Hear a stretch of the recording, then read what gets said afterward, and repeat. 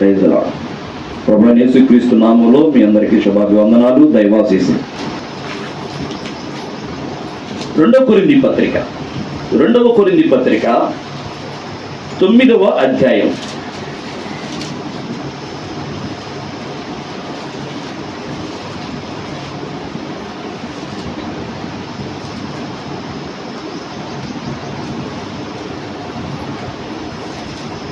ఒకటి నుంచి నేను చదువుతాను, మీరు ఆలకించండి.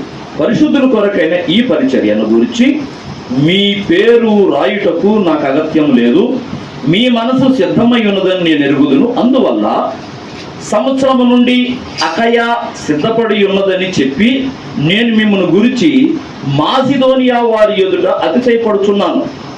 మీ ఆసక్తిని చూసి అనేకులు ప్రేరేపింపబడిరి.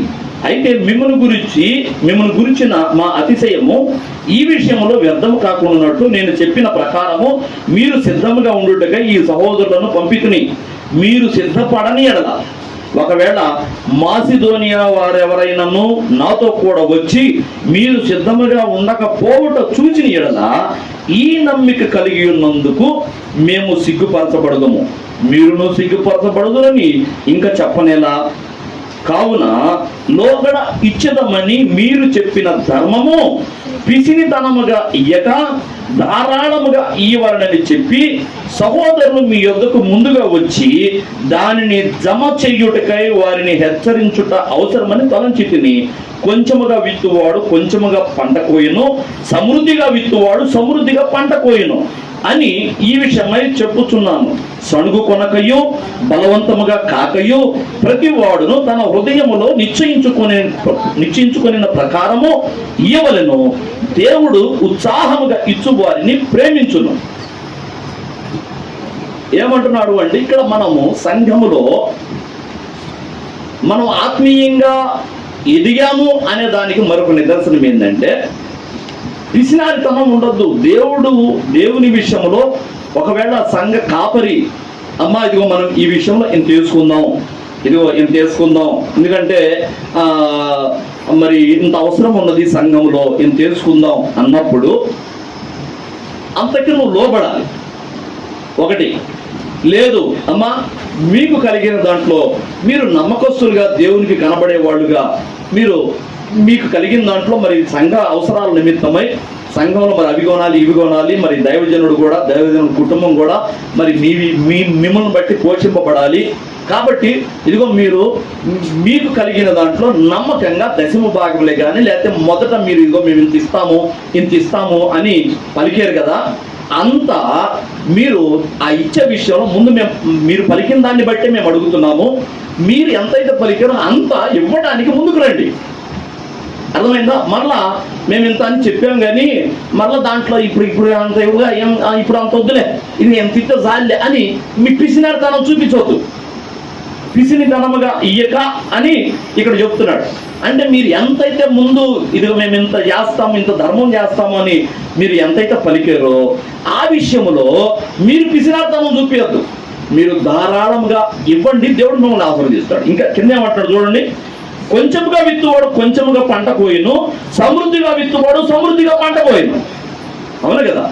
ఇప్పుడు ఒక మానడు చల్లాడు పొలంలో, ఆ మానడికి తగ్గట్టుగానే పంట కోసుకుంటాడు. అవునా? 4 మానికలు చల్లినాడు కూడా అంత పంటకు వస్తాడా? వాడు 4 మానికలు తగ్గట్టుగా వాడు పంట కోసుకుంటాడు. అవును కదా? ఇలాగున దేవుని సన్నిధిలో నువ్వు ఎంత ఇవ్వగలవు? వాళ్ళెంత ఇచ్చారు, వీళ్ళెంత ఇచ్చారు, వాళ్ళు అంత ఇచ్చారు కదా, మేమెందుకు ఇవ్వాలంతా అని ఇలాగున వంకలు వెతుక్కొని పిసినారితనం చూపించకుండా ఎవడు ఎంత ఇస్తే అంతగా తగిన ప్రతిఫలం ఇచ్చేవాడు ఆయన, చూస్తున్నవాడు ఆయన. ఏంది, నువ్వు ఉండి ఇవ్వలేకపోతున్నావా, లేకనే ఇవ్వలేకపోతున్నావా? ఒకవేళ లేకపోయినా నీ శక్తికి మించి చేస్తున్నావా? ఒకవేళ ఉండి కూడా నువ్వు మరి ఉన్న దాంట్లో నేను ఇంత చేద్దామని అనుకొని కూడా మళ్ళీ వెనక్కి లాగుతున్నావా? అర్థం కదా? ఇక్కడ మాసిదోనియా సంఘము గురించి ఇక్కడ మన మధ్య ప్రస్తావన చేస్తున్నాడు. ఏ సంఘం ఎదుట ఇది? కాదు, అకయ. అందువలన సంవత్సరం నుండి అకయ సిద్ధపడి ఉన్నదని చెప్పి అకయా సంఘం. అకయా సిద్ధపడి ఉన్నదని చెప్పి నేను మిమ్మల్ని గురించి మాసిదోనియా వారి ఎదుట అతిశయపడుచున్నాను. ఒకవేళ ఈ కొరింథీ సంఘంలో ఒక భాగం అనుకుందాం, సపోజ్ ఏది అకయా ప్రాంతం అంటే కొరింథీ సంఘంలోనికి వస్తారేమో. అకయా చూడండి ఏమంటున్నాడంటే, అకయా సిద్ధపడి ఉన్నదని చెప్పి నేను మిమ్మల్ని గురించి మాసిదోనియా వారి ఎదుట అతిశయపడుతున్నాను. మీ ఆసక్తిని చూసి అనేకులు ప్రేరేపింపబడిరి. అయితే మిమ్మల్ని గురించిన మా అతిశయము ఈ విషయంలో వ్యర్థం కాకున్నట్లు నేను చెప్పిన ప్రకారము మీరు సిద్ధంగా ఉండుటకై ఈ సహోదరులను పంపితిని. అంటే నేను మాసిదోనియా వాళ్ళకి నేనేం చెప్పాను, ఇదిగో మీ వలే వాళ్ళు కూడా ఎలాగ సిద్ధంగా ఉంటారు. ఏదైనా ఒక మాట చెప్పాను అంటే, పాస్టర్ గారు చెప్పాడు అంటే వెంటనే దానికి లోపడతారు, ఇన్వాల్వ్ అవుతారు అని నేను చెప్పాను మీ గురించి. మాసిదోనియా వాళ్ళు మరి మీ దగ్గరకు వచ్చినప్పుడు మీరు అలాగ లేరనుకో, నేను చెప్పిన మాటలు ఏమవుతాయి, మేము సిగ్గుపరచబడతాం. ఏం పౌలన్నా, ఏందో వాళ్ళని ఆ సంఘస్థుల్ని కొరింథీ సంఘస్థులని అకయా ప్రాంతంలో వాళ్ళ గురించి ఎంత చెప్పావు కదా, మాతో పోల్చావు కదన్నా, మరి మేము వాళ్ళ దగ్గరికి వెళ్ళినప్పుడు వాళ్ళ క్రియలు అట్లా లేవుగా అని వాళ్ళు మమ్మల్ని అంటారు కదమ్మా. మాసిదోనియా వాళ్ళు మాతోటి పోల్చావు కదా వాళ్ళని, మరి వాళ్ళ క్రియలు అట్లా లేవు, మాతోటి పోటీ అంటారు వాళ్ళకి. మాకు లేకపోయినా కూడా మేము అవసరమైతే మా శక్తికి మించి మరీ చేస్తాము. వాళ్ళు అలా చేసేవాళ్ళు కాదన్నా, వాళ్ళు పిసినాతనం చూపించారు అని అంటారు కదా. అప్పుడు వాళ్ళ మాటలను బట్టి మీ క్రియలను బట్టి మేము సిగ్గుపడతాం కదా.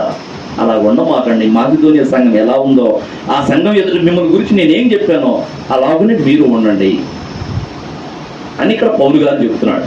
ప్రియమైన పిల్లరా, మీరు ఇచ్చే విషయంలో ధారాళంగా ఇవ్వండి దేవుని విషయంలో. ఎందుకంటే మీరు విశ్వసిస్తే, ఎందుకంటే ముందు సేవకుడినో లేకపోతే సంఘంలో మేము బేస్ అవటం కాదు, మేము దేవునికి ఇస్తున్నామంటే దేవుడు మాకు 100 రెట్లు ఇస్తాడు అనే విశ్వాసం నీలో ఉంటే నువ్వు ధారాళంగా ఇస్తావు. నేను చెప్తున్నానమ్మా, ఒక్క విత్తనము భూమిలో పడితే నాకు 100 విత్తనాలు వస్తాయి, 100 రెట్లు. ఇస్సాకు పంట వేసి 100 రెట్లు పొందాడట. ఇస్సాకు పంట వేసి 100, అదే మరి 100 రెట్లు అండి, 100 రెట్లు పొందాడట ఇస్సాకు విత్తనం వేసి. అలాగనే మీరు కూడా దేవుని సన్నిధిలో ధారాళముగా, అంటే ఒక విధంగా మాకున్న దాంట్లో ఇస్తాం అన్నట్టుగా కాకుండా, ఇక్కడ ఏమంటున్నాడంటే మీ శక్తికి మించి అంటున్నాడు. అంటే మీ ఆస్తులు అమ్మేసి ఇమ్మట్లేదు, కానీ మీలో ఆశ ఎలా ఉండాలంటే మీకు ఆస్తులు లేకపోయినా మీరు పేదవాళ్ళే అయినా అసలు అందరూ ఇదిగో 1000 రూపాయలు వేసుకుంటున్నారు, నేనైతే 1500 ఇవ్వాలి. అలాంటి దాతృత్వం నీకు ఎప్పుడైతే వస్తుందో దేవుడు నిన్ను ధారాళంగా దీవిస్తాడు. ఇంకా అంటాడు కింద చూడు, ఇదిగో ఏమంటున్నాడు, సణుగు కొనకయు బలవంతముగా కాకయు ప్రతి వాడును తమ హృదయములో నిశ్చయించుకొనిన ప్రకారం ఇయ్యవలెను. దేవుడు ఉత్సాహంగా ఇచ్చు వారిని ప్రేమించును. దేవుడు ఎవరిని ప్రేమిస్తాడంటే, ఇదిగో నేను దేవునికి ఇవ్వాలి. అరే అబ్బాయి, ఒరే యువతల అవసరాలు ఉండేరా, అప్పులలో వస్తున్నారా, అది ఆ పెట్లో పెట్టేవిగా డబ్బులు తీసుకొచ్చి ఇరా అంటే, లేదు అవి దేవునికి ఇవ్వాల్సినవి దశంభాగం, అది దేవునికి ఇద్దాం. దశంభాగం కానీ లేదు ఇంకోటి కానీ దేవునికి ఇద్దాం అనుకున్నా, అది దేవునికి అన్న తర్వాత దాంట్లో చేయి పెట్టద్దు మనం. అప్పులో వచ్చి ఇబ్బంది పెట్టని ఏం కాదు. నేను చంపుతాడా అదొక మాట అంటాడు, కానీ నేను దేవునికి ఇస్తానన్నా, అది రేపు దేవుని సన్నిధికి పోయినప్పుడు ఇవ్వాలి. అంతేగాని ఇక ఆ దేవుడికి ఈ నెల గతి వచ్చే నెల ఇవ్వచ్చులే, ఈ వారం గతి వచ్చే వారం ఇవ్వచ్చులే, లేకపోతే వచ్చే 2 నెలల తర్వాత మన డబ్బులు వస్తాయిగా అప్పుడు చూసుకోవచ్చులే అని ఇప్పుడు తీసుకెళ్ళి దేవుని కోసమని ఇద్దాం అనుకున్నా, తీసుకెళ్ళి అప్లోడ్ గట్టేసామనుకో, ఇక నీ దరిద్రం కొని తెచ్చుకున్నట్టే.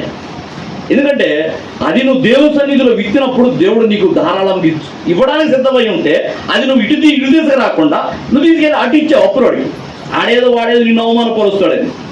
కొన్ని మహా అయితే నీ ఒక్కప్పే పోయిద్ది, ఆ డబ్బులు ఎంతవరకు అయితే అంతవరకే నీ అప్పు పోయిద్ది. కానీ దేవుని దగ్గర నుంచి రావాల్సిన 100 రెట్ల దీవెన నీకు రాదుగా. ఇప్పుడు దేవుని పిల్లరా, అందుకనే మీరు ఎంతైతే నిశ్చయించుకున్నారో అంత ధారాళంగా ఇవ్వండి. ఉత్సాహంగా ఇచ్చేవాడిని దేవుడు ప్రేమిస్తాడు. విసిరాతనంగా బాధపడుతూ బాధపడుతూ ఇచ్చేవాళ్ళని ఇంకా దేవుడు ఏమనాలా? మనము సహజంగా మనుషులుగా మన ఆలోచనలు ఒక రకంగా ఉంటాయి.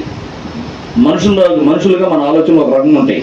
ఓయప్ప వాడు గొప్పవాళ్ళు, వాడు కొద్దిగా సౌండ్ పార్టీ, వాళ్ళని అడిగితే వాళ్ళు బాగిస్తారు అని మనం అనుకుంటాం. కానీ అలాగా అనుకున్న ప్రతిసారి కూడా దేవుడు దాన్ని బోత కొట్టేస్తున్నాడు. ఎందుకు పనికిరారు వీళ్ళ ద్వారా ఏమి కార్యం జరగదు అనుకున్న వాళ్ళేమో వాళ్ళు అనుకున్న దానికంటే ఎక్కువ ఇచ్చారు. నేను దేవుని సన్నిధిలో సాక్ష్యం చదువుతున్నా. వీళ్ళకు ఎందుకు పనికిరారు అనుకున్న వాళ్ళేమో అనుకున్న దానికంటే ఎక్కువ ఇచ్చారు. వీళ్ళకేమో వీళ్ళు బ్రహ్మాండం ఇవ్వగలరు అనుకున్న వాళ్ళేమో లేదు బాసు గారు మేము ఇయ్యలేము అన్నారు. నాకు ఆశ్చర్యం వేసింది. ప్రభు అంటే ఉరయ్యని కృపకు పాత్రలు అయ్యేది అనిపించింది. నిజంగా దేవుని సన్నిధిలో మన ఇంట్లో కష్టాలు ఎప్పుడు ఉంటాయి, అప్పులు ఎప్పుడు ఉంటాయి. ఆ అప్పుల నుండి బయటపడాలంటే, కష్టాల నుండి బయటపడాలంటే అవసరమైంది నీ అప్పులోకి మానుకోరనే. కానీ దేవుని సన్నిధిలో నువ్వు ఇస్తానన్నది ఇక్కడ బలవంతం కాదు, మళ్ళా బలవంతం కాదు, నువ్వు ఇస్తానన్నది నీ మనసులో నువ్వు ఎంత తీర్మానం చేసుకున్నావో అంత. ఎందుకంటే నీ మనసును ఎరిగిన వాడు ఆయన. నువ్వు మనసులో ఎంత తీర్మానం చేసుకున్నా కూడా ఆయనకు తెలుసు. అంత ఇచ్చేస్తే దేవుడు నీకు 100 ప్రతిఫలం ఇచ్చేవాడు. నువ్వు అది తీసుకెళ్ళి అప్లోడ్ పెడితే ఒక అప్పే పోయింది. కానీ నువ్వు దేవుని సన్నిధిలో ఇస్తానని తీర్మానం చేసుకున్నది నువ్వు కనుక ఖచ్చితంగా దేవుని సన్నిధి తీసుకొస్తే 100 అప్పులు పోతాయి. ఎందుకంటే 100 రెట్లు ఇచ్చేవాడు అయిన. హల్లెలూయా. అదే చెప్పింది, ఇస్సాకు ఒక విత్తనం వేసి 100 పొందాడట. నువ్వు కూడా అంతే. దేవుని సన్నిధిలో నీ కలిగిన దాంట్లో నువ్వు ధారాళంగా దేవునికి ఇవ్వగలిగితే, ఉత్సాహంగా ఇవ్వగలిగితే దేవుడు నిన్ను ప్రేమిస్తాడు, నిండారుగా దీవిస్తాడు. నీ అప్పులన్నీ ఒక దెబ్బతోడు పోతాయి. కానీ ఈ సత్యం ఎరగక దేవుడు ఇస్తాడని విశ్వాసం లేకనే అక్కడ ఇస్తే ఏముంది, అప్పులోడు వచ్చి ఊరుకుంటాడా? అప్పులోడు కట్టేరా, ముందు అప్పులోడు కట్టేద్దాం అని అప్పులు కట్టేసుకుంటాం. అప్పుడు దేవుడు రెడీగా పట్టుకొని ఉంటాడు. ఇదిగో నా బిడ్డ ఇస్తానన్నది తీసుకొని వస్తే నాకు ఇప్పుడు నిండా ఇచ్చేద్దాం అని దేవుడు ఇలా పట్టుకొని ఉంటాడు. నువ్వేమో అది తీసుకురావు, అది అప్పులోడు కట్టేసేవుగా. ఇంకేముంది, ఆయన రెడీగా పెట్టుకుని ఉన్నది కూడా ఈలాగా మళ్ళీ వదిలేస్తాడు. ఇక నువ్వు దరిద్రం అనుభవిస్తూనే ఉంటావు. నువ్వు తీసుకొచ్చేది ₹1 అయితే ఆయన ₹100 పట్టుకొని ఉంటాడు. నువ్వు తీసుకొచ్చేది ₹1 లేదా ₹100 తీసుకొస్తావు, దానికి 100 రెట్లు ఈయన ₹10,000 పట్టుకొని ఉన్నాడు నీకు ఇద్దామని. కానీ నీకు దేవుడు ఇస్తాడని విశ్వాసం లేక ఇక్కడ ఇప్పుడు దేవుడికి ఇస్తే ఇప్పుడు అప్లోడ్ ఊరుకోడుగా, దేవుడికి ఇస్తే మళ్ళీ మనకేమైనా వస్తాయా? కాబట్టి అప్లోడ్కి ఇస్తే ముందు కొద్దిగా ప్రశాంతం బతుకుతాం అని అనుకుంటాం. మనం తీసుకెళ్ళి అప్లోడ్కి ఇచ్చేస్తాం. ఇక్కడ నువ్వు ₹100 తీసుకొచ్చి ఇచ్చేదానికి ఆయన 10,000 పట్టుకొని ఉన్నాడు. 100 రెట్లు 10,000 పట్టుకొని ఉన్నాడు. అది మిస్ అయిపోతున్నాం మనకు తెలియకుండానే. అంటే దేవుని యందు విశ్వాసం లేకనే కదా. ఇందాక చదువుకున్నాం కదా హెబ్రీ పత్రిక 11:6 ఏమని? విశ్వాసం లేకుండా దేవుణ్ణి ఇష్టుడై ఉండుట అసాధ్యము. కింద మళ్ళీ ఏమంటాడు?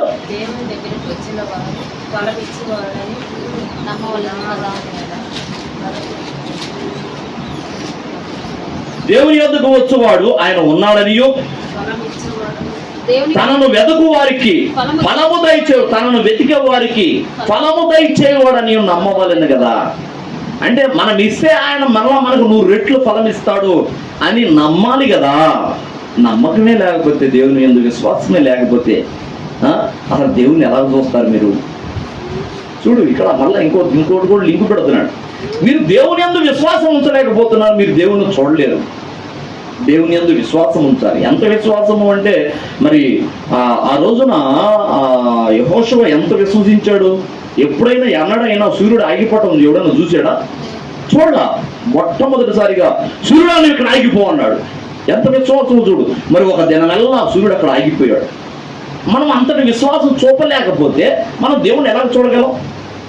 అంటే పాస్టర్ గారు ఆ కొండేళ్ళని సముద్రంలో పడిద్దని దేవుడు చెప్పాడు, కానీ మనం అంటే పడిద్దా అంటే నీకు అక్కడ విశ్వాసం లేదు. ఆ ముసలావిడ తలుపేసుకొని ఈ కొండేళ్ళని సముద్రంలో పడాలి రైతులంతా ప్రార్థన చేసింది, కానీ తలుపు తీయగానే ఏమంది? ఇది కొండ అయితే ఇది ఎందుకు పోయింది అంది. అంటే విశ్వాసం లేకుండానే ప్రార్థన చేసింది. అంటే విశ్వాసం లేకపోతే మెయిన్గా మనం పొందుకునే ఫలము ఒకటి మిస్ అవుతున్నాము. ఒకటి. రెండవది, మరలా దేవుణ్ణి కూడా మనం చూడలేము. ఎందుకంటే ఇక్కడ పైన అదే విశ్వాసం లేకుండా దేవునికి ఇష్టడై ఉండుట అసాధ్యము. దేవునికి ఇష్టంగా మనం ఉండలేము. ఎప్పుడు ఇష్టంగా ఉంటామంటే ఇదిగో మనం ఉత్సాహంగా ఇచ్చేవాళ్ళంగా కనుక దేవుని సన్నిధిలో ఆయన మనలను ప్రేమిస్తాడు. చూడు, ఇక్కడ దానికి అక్కడ దానికి వ్యతిరేకం. విశ్వాసం లేకుండా దేవునికి ఇష్టడై ఉండుట అసాధ్యం. విశ్వాసం లేకపోతే ఇష్టడుగా ఉండలేము. అక్కడేమంటున్నాడు కొరింథీలో, మనం కనుక ఉత్సాహంగా ఇస్తే మనల్ని ప్రేమిస్తాడు దేవుడు.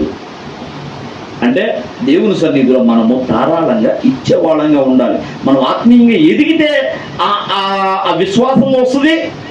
మనము ఒకరితో వంతు పెట్టుకోకుండా నాకు కలిగిన దాంట్లో ఇదిగో నేను తీసుకున్నాను ప్రభువా. ఒకళ్ళు ఎంత ఇచ్చారనేది నాకు అనవసరం. వాళ్ళు తక్కువ ఇచ్చారో ఎక్కువ ఇచ్చారో నాకు తెలియదు. నాకు కలిగిన దాంట్లో ఇదిగో ప్రభు నేను మనస్ఫూర్తిగా నేను సంతృప్తిగా ఇదిగో నా దేవుడికి ఇస్తున్నాను అని నేను తీసుకున్నాను ప్రభువా. చాలు. 2 కాసులు ఇచ్చింది ఆమె. ఎవరు? వృద్ధురాలు, పేద విధవరాలు. 2 కాసులు. అంత ఆ పెట్టెలో చాలా వేశారు, డబ్బులు చాలా వేశారు. కానీ ఆమె వేసిన ఆ 2 కాసులను దేవుడు ఘనపరిచాడు. ఎందుకు కారణం ఏంటంటే మిగతా వాళ్ళేమో వాళ్ళ జేబులో 100 రూపాయలు ఉంటే రూపాయి తీసేశారు, 10 రూపాయలు తీసేశారు. దశంభాగం 100 రూపాయల్లో దశంభాగం 10 రూపాయలు వేశారు, లేకపోతే 2 రూపాయలు వేశారు కానుక. వాళ్ళకి ఉన్న దాంట్లో కొంత తీసేశారు. కానీ ఏం చేసింది నేను తెలుసా? ఆమెకి ఉన్న జీవితమే 2 కాసులు. 2 కాసులు. ఇక తర్వాతకి లేవు, ఇక తినడానికి కూడా లేదు. ఉన్నది అంటే ఉన్న ఆస్తి ఆ 2 కాసులు. ఆ 2 కాసులు వేసేసింది. ఇప్పుడు ఎవరు ఎక్కువ వేసినట్టు అంటే ఆయన అంటాడు 10 కాసులు 100 కాసులు వేసిన వాడి కంటే ఈమె వేసిన 2 కాసులే ఎక్కువ. ఎందుకంటే ఈమెకి తనకు కలిగినదంతా వేసేసింది. మరి ఏమంటే మరి 100 కాసులు వేసాడు కదా ఒకడు, వాడికి 1000 కాసులు ఉంటే 100 కాసులు వేసాడు. అది గొప్పతనం కదా. ఈమెకు 2 ఉన్నాయి. 2 ఉన్నా కూడా ఒకటి ఉంచుకొని ఒకటి వేయకుండా 2 వేసేసింది. ఎవరిని పొగిడాడు ఏసయ్య అంటే ఇదిగో ఇచ్చే వాటిలో మనకున్నదా లేదా చూసుకోకుండా ఏసయ్యకి ఇచ్చే వాళ్ళ విషయమే దేవుడు సంతోషిస్తాడు. అంటే ఈ పాస్టర్ గారు ఏందో అడుగులు కానుకల దగ్గర తీసుకొచ్చాడు అనుకో, నేను చెప్పట్లో మొత్తం రెఫరెన్స్లే ఉంది, బైబిలే. ఎందుకంటే మనము దేవుని సన్నిధిలో మనము దశంభాగం ఇస్తున్నాము, మనము ధారాళంగా ఇస్తున్నామంటే మనం చూసి ఇంకొకరు నేర్చుకోవాలి. అసలు కొత్తగా వచ్చిన వాళ్ళు ఉంటారు. కొత్తగా వచ్చిన వాళ్ళకి కనీసం దశంభాగం తీయాలనే సంగతి కూడా తెలియదు. దశంభాగం తీయాలి మన సంపాదనలో నమ్మకంగా. మనకి ఇప్పుడు సపోజ్ నెలకు వచ్చేసరికి ఇంట్లో 3-4 కష్టపడతాం. 3-4 కష్టపడుతున్నాం. 3-4 కష్టపడుతుంటే ముగ్గురికి ఒకళ్ళకి ఎక్కువ వచ్చింది, ఒకళ్ళు తక్కువ వచ్చింది. ఎంతన్నా కానీ మొత్తం కలిపి ఒక 20,000 వస్తున్నాయి. 20,000 వస్తున్నాయి అనుకుందాం నెలకి. 3-4 కష్టపడితే 5,000 రావా, 5-6,000 రావా? వస్తాయి కదా. 20,000 వస్తున్నాయి.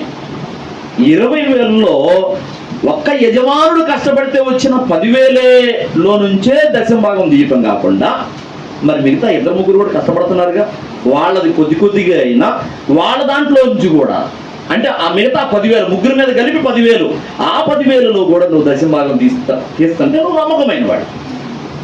అవును కదా. మనకి వచ్చే 4 రూట్లు సంపాదన ఉంటే ఆ 4 రూట్ల సంపాదన గురించి మనం ఆలోచించాం. కానీ నాకు మాత్రం ఇంతే వస్తుంది. కానీ ఒక యజమానుడు లెక్కేసుకొని యజమానుడు ఎంత సంపాదిస్తున్నాడో దాంట్లో దశంభాగం ఇచ్చేవాళ్ళు ఉండాలి. అసలు ఇంకా దశంభాగం పేరు పెట్టి సగమే ఇచ్చేవాళ్ళు ఉండాలి. ఇప్పుడు సపోజ్ నీకు 1000 రూపాయలు వస్తుంది ఫర్ ఎగ్జాంపుల్ చేద్దాం. పెన్షన్ 4,000 వస్తుంది. నీకు పెన్షన్ 4,000 వస్తుంది. 4,000 దశంభాగం ఎంత? 400 తీయాలి లెక్క. నువ్వు ఇంకా ఎక్కువగా ధారాళంగా చేస్తావు. నేను 4,000లో నేను 1,000 రూపాయలు ఇస్తాను దేవుడికి అంటే దేవుడు ఇంకా నీకు మెండైన ప్రతిఫలం ఇస్తాడు. అది వేరే విషయం. ఏంది ధారాళంగా ఇచ్చేవాడిని ఆయన ప్రేమించేవాడు. అట్లా కాబట్టి నేను దశంభాగమే తెస్తాను అన్నావు. సరే దశంభాగం తీసినప్పుడు 400 తీయాలిగా. ఒకవేళ నువ్వు 400 తీయలేకపోతే దశంభాగం అని పేరు పెట్టొద్దు. దానికి దశంభాగం అని పేరు పెట్టొద్దు. దశంభాగం అంటే ఖచ్చితంగా దశంభాగం ఉండాలి. 400 తీసేటట్టే దశంభాగం. అట్లా కాకుండా 200 తీసుకొచ్చి పాస్టర్ గారు దశంభాగం అంటే అది దశంభాగం అని చెప్పి పాస్టర్ గారి చేతిలో పెట్టావు. పాస్టర్ గారు చూసుకుంటాడు. ఒకవేళ 2,000 వచ్చి అనుకుంటాడు. కానీ దేవుడు చూస్తున్నాడు కదా, ఆయన అన్ని గ్రహించేవాడు. ఆయనకు మరుగైనది ఏది లేదు కదా. అందుకని దానికి దశంభాగం అని పేరు పెట్టొద్దు. నువ్వు నీకెందుకో సంకుచిత మనసు వచ్చేసింది. అననీయ సప్పీరా లాగా కొంత దాచుకొని కొంతే వచ్చిందని చెప్పదలుచుకున్నావు. చెప్పినప్పుడు పోనీ అట్లాగన్నా ఇవ్వు. ఇదిగో ప్రభా ఈ నెలలో ఎంత ఇస్తున్నా ప్రభా, 4000 పెన్షన్ వచ్చింది, 400 ఇట్లేదు, 200 ఇస్తున్నాను, 200 కూడా 100 రూపాయలు ఇస్తున్నా ప్రభా ఈసారి నెలలో దేవుని చిత్తం అయితే మళ్ళీ కలిపి ఇస్తాను ప్రభా ఏదో అనుకున్నావు. అప్పుడు 100 రూపాయలు తీసుకొని మెత్తన పాస్ గారు కానుక లేదా కానుకలు పెట్టలో వెయ్యాలి. అట్లా కాకుండా 100, 200, 300 తీసుకొచ్చి దశం భాగం అని పేరు పెట్టి దశం భాగం అని పేరు పెట్టవద్దు. అది ఇంకా అబద్ధం ఆడుతున్నట్టు ఉంటుంది. నువ్వు ఇయ్యంది కాక మళ్ళీ దానికి దశం భాగం అని పేరు పెట్టడం కూడా మళ్ళీ అబద్ధం ఆడుతున్నట్టు ఉంటుంది. అననీయ సప్పీరాల్లాగా అయిపోతావు. నువ్వు ఎంతకు అమ్మావు అంటే నేను ఇంతకే అమ్మానని అబద్ధం ఆడి కొంత దాచుకొని కొంత తీసుకొచ్చి ఇచ్చాడు చూడు, అలాగ ఉంటుంది. ఒకవేళ దేవుని శాపానికి గురయ్యే అవకాశం ఉంది. ఇప్పుడు దేవుని పిల్లారా, మనము దేవుని సన్నిధిలో ధారాళంగా ఇచ్చేవాళ్ళంగా ఉండాలి. మనం ఎప్పుడైతే ఆత్మీయంగా ఎదుగుతామో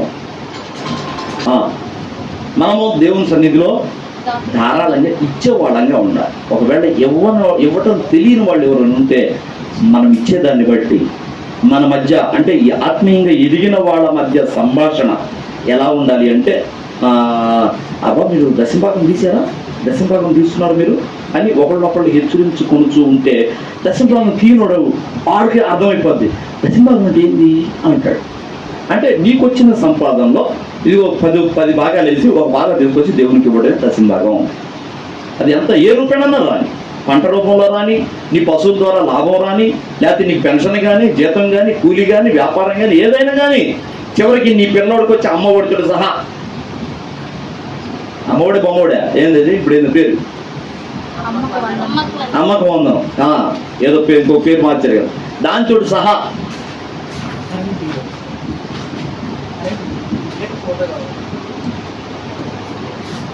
దాంతో సహా మరి మొత్తం లెక్కేసుకోవాలి. ఎందుకంటే మొత్తం దేవుడు ఇస్తున్నాడు.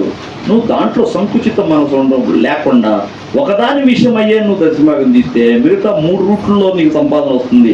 ఆ విషయంలో ఒకవేళ నువ్వు దేవుని దగ్గర నమ్మకంగా ఉండకపోతే నీకు ఆ 3 రూట్ల 3 మార్గాల సంపాదన కోల్పోతావు. జాగ్రత్త. అర్థమైందా? కాబట్టి సంకుచిత మనసొద్దు. ధారాళంగా ఇచ్చువారిని ఆయన ఉత్సాహంగా ఇచ్చువారిని ప్రేమిస్తాడు. దేవుడు ప్రేమించాడండి ఇంకా ఏదైనా తక్కువ ఉంటుందా?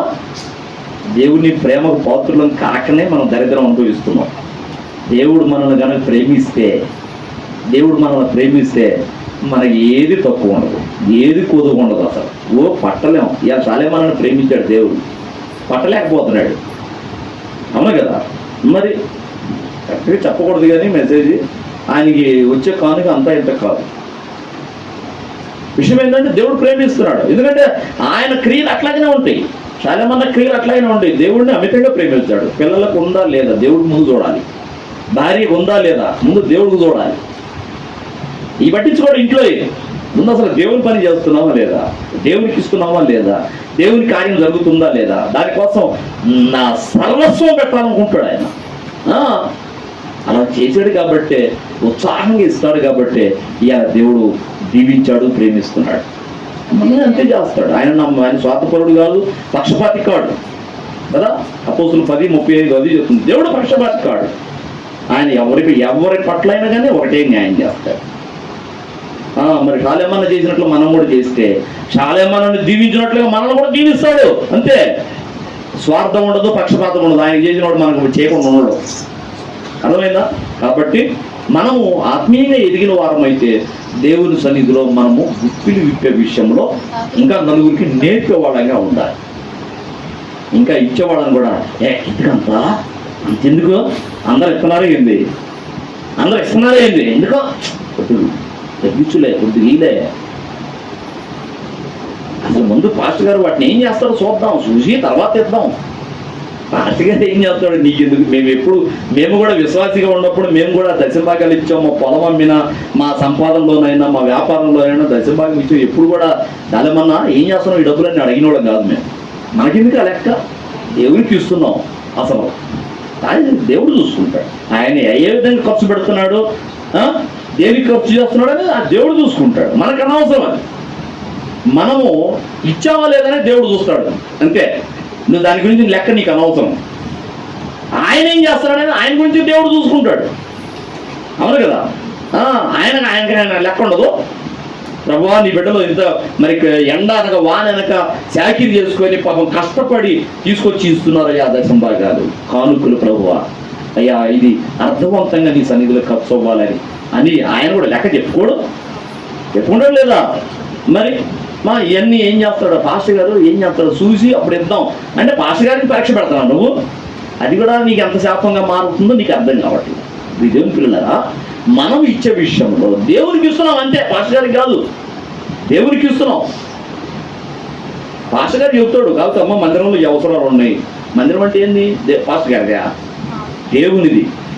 దేవుని మందిరంలో ఈ అవసరాలు ఉన్నాయి, ఇది ఎంత తెలుసుకుందాం అని చెప్తాడు. లేకపోతే మీకు కలిగిన దాంట్లో తీసుకొచ్చి ఇవ్వండి అమ్మ అంటాడు. మీరు ఎంత ఇస్తే అంత వర్దిల్లుతారు. మీరు కొద్దిగా ఇచ్చారని కొద్దిగా దానికి తగ్గట్టే వర్దిల్లుతారు. మరి ఎంత ఇచ్చారని దానికి తగ్గట్టు వర్దిల్లుతారు. మీరు ఎంత ఇచ్చారనేది పాస్టర్ గారికి తెలియదు. మీరు ఎందుకంటే మెలకొని తీసుకొచ్చి అందులో వేసారు. కానీ మీరు ఎంత వేసారో, ఏ మనసుతో వేసారో, మిమ్మల్ని ఎంత ఆశీర్వదించాలో, మిమ్మల్ని ఎంత ప్రేమించాలో మొత్తం ఆయనకి తెలుసు. ఎందుకంటే ఆయన హృదయ రహస్యాలను ఎరిగిన వాడు, హృదయంతరంగాలను పరిశోధించువాడు ఆయన కదా. కాబట్టి మనము ఆత్మీయంగా ఎదిగిన వారంగా కనపడాలి అంటే ముందు మనం ఇచ్చే విషయంలో ధారాళంగా ఇవ్వాలి, ఉత్సాహంగా ఇవ్వాలి. అప్పుడు దేవుడు మనల్ని కూడా ఆశీర్వదిస్తాడు. అయితే ఇది మనము సంఘములో అనేకులకు మనం మాదిరిగా ఉండాలి. మనము ఇవ్వవలసిన మనమే దశమ భాగాలు ఇవ్వకుండా ఇచ్చేవాళ్ళని కూడా అంతెందుకులే తర్వాత ఇవ్వచ్చులే అని ఇచ్చేవాళ్ళని ఉత్సాహంగా ఇచ్చేవాళ్ళని కూడా ఒకళ్ళు ఆపేవాళ్ళు ఉంటారు. అట్లా భార్య ఇద్దామంటే భర్త ఎందుకులే అంతెందుకులే వద్దే అంటాడు. ఒకళ్ళు భర్త ఇస్తుంటే భార్య అంతెందుకులేండి అంటే ఒకళ్ళొకళ్ళు చల్లారుస్తున్నారు అనమాట. ఎవరికి ఇస్తున్నావు? దేవునికి. దేవునికి ఇచ్చే విషయంలో నీకు ఆ సంకుచిత బుద్ధి ఎందుకు? ధారాళంగా ఇవ్వాలి, సంతోషంగా ఇవ్వాలి, ఉత్సాహంగా ఇవ్వాలి. దేవునికి ఇస్తున్నాం మనం. మనకి వ్యాపారంలో పెట్టట్లా. వ్యాపారంలో పెడితే అది వస్తుందో రాదో లేదు చెప్పలేము. అప్పుడికి ఇస్తే మళ్ళా రాదు. ఒకవేళ నీ స్నేహితునికి ఎవరికైనా సహాయం చేస్తే వాడు ఇస్తాడో ఎవడో తెలియదు. కానీ దేవునికి నువ్వు ఇస్తుంది దేవునికి ఖచ్చితంగా బల్ల బుద్ధి చెప్పగలం. 100 రెట్లు ఇస్తాడు ఆయన. నువ్వు ఎంత ఇస్తావో అంతే 100 రెట్లు మొదలుకుంటావు. 10 రూపాయలు ఇస్తావు, 100 రెట్లు ఇచ్చేవాడు ఆయన. ఎంత ఇస్తాడు? 1000 రూపాయలు ఇస్తాడు. అదే నువ్వు 1000 రూపాయలు ఇస్తే లక్ష ఇచ్చేవాడు ఆయన. 100 రెట్లు అంతే కదా. కాబట్టి అది నీ ఇష్టమే కాదు. నువ్వు ఎంత పొందుకోవాలి దేవుని దగ్గర ఉండేది నువ్వు ఇచ్చిన దాన్ని బట్టే ఉంటుంది. ఓకేనా? ఇకపోతే ఇప్పుడు ఇది ఎన్నోది? 5వది. ఇకపోతే ఇంకొక మాట చూడండి. మత్తయి సువార్త మనం ఆత్మీయంగా ఎదిగిన వారంగా కనబడాలి సమాజంలో, సంఘములో అంటే మత్తయి సువార్త 24వ అధ్యాయము 44 నుంచి చూడు. మీరు అనుకొనని గడియలో మనుష్య కుమారుడు వచ్చును, కనుకనే మీరు సిద్ధముగా ఉండు. దేనికి సిద్ధపడమంటున్నాడు అంటే యజమానుడు తన ఇంటి వారికి తగిన వేళ అన్నము పెట్టుటకు వారి పైన ఉంచిన నమ్మకమైన వాడును బుద్ధిమంతుడునైన దాసుడెవడు? యజమానుడు వచ్చినప్పుడు ఏ దాసుడు ఇలాగూ చేయుచుండుట అతడు కనుగొనును, ఆ దాసుడు ధన్యుడు. ఇదేంటున్నారా? చూడండి, యజమానుడు తన ఇంటి మొత్తం మీద ఒక పనివాడిని పెట్టాడు. అరే నేను దేశం పోతున్నాను, 2-3 నెలలు దాకా రాను, ఇదిగో నీకు కొంత డబ్బు కేటాయిస్తున్నా, ఇదిగో అకౌంట్లో నీ పేరు మీద అకౌంట్లో డబ్బు వేసా, నువ్వు ఆ డబ్బు అవసరమైనప్పుడు తీసుకొచ్చి ఇదిగో నా భార్యకి, నా పిల్లలకి, నా కుటుంబానికి, నా ఇంట్లో పశువులతో సహా ఎవరికి ఏది అవసరమో అది తగిన కాలమందు నువ్వు ఇవ్వాలి. అర్థమైందా? నా కుటుంబం నేను లేను కదా అని నాకు వస్తువు ఉండవద్దు. నీకు అందుకైనా డబ్బు ఇచ్చి వెళ్తున్నా. కూరగాయలు తెమ్మంటారో తీసుకురా, పాలు తెమ్మంటారో తీసుకురా, బియ్యం తెమ్మంటారో తీసుకురా, మటన్ తెమ్మంటారో తీసుకురా, చేపలు తెమ్మంటారో తీసుకురా. వాడు కోరింది ఏదైనా నేనుంటే చేస్తాను కదా. అలాగునే ఇదిగో నీకు నా ఇంటి మొత్తం మీద నీకు అధికారం ఇచ్చిపోతున్నా, నా పిల్లల్ని జాగ్రత్త చూసుకో, నా కుటుంబాన్ని జాగ్రత్త చూసుకో అని ఒక పనివాడి నుంచి వెళ్ళాడు. పోయి 2 నెలలకు వచ్చాడు. 2 నెలలకు వచ్చేసరికి ఈ 2 నెలల్లో ఇతను మంచిగా అతను చెప్పినట్టు, యజమానుడు చెప్పినట్టుగానే ఆ కుటుంబాన్ని మంచిగా కాస్తున్నాడు. రేత్రి బయట పడుకుంటాడు. చూడు, బయట పడుకుంటాడు. ఎందుకంటే వాళ్ళందరూ ఇంట్లో లోపల సేఫ్టీగా తలుపులు వేసుకొని పడుకుంటారు, ఇతనేమో బయట పడుకుంటాడు. ఎవడైనా కానీ ఎటు నుంచి ఏ కిక్కిరమన్నా కూడా ఎప్పుడు సప్పుడైనా కూడా ఎవడో అంటాడు. అంటే ఆ కుటుంబానికి ఎటువంటి ప్రమాదము రాకుండా కాపు కాస్తున్నాడు. రే పనుడా, పోయి మార్కెట్కి పోయి చేపలు తీసుకురాపో అంటది. ఏది? ఆ ఇంటి యజమానురాలు. అనగానే పోయి చేపలు తీసుకొస్తాడు. రైస్ అయిపోయిన రైస్ తీసుకురా అంటది. పిల్లలు చెప్తారు, అంకుల్ మాకు అది కావాలి అంటే పోయి తీసుకొస్తాడు. మొత్తం అన్ని సమకూర్చి పెడుతున్నాడు. ఇప్పుడు యజమానుడు వచ్చాడు 2 నెలల తర్వాత. 2 నెలల తర్వాత యజమానుడు వస్తే ఇంటికి రాగానే పిల్లలు బోర్మని ఏడ్చేసారనుకో.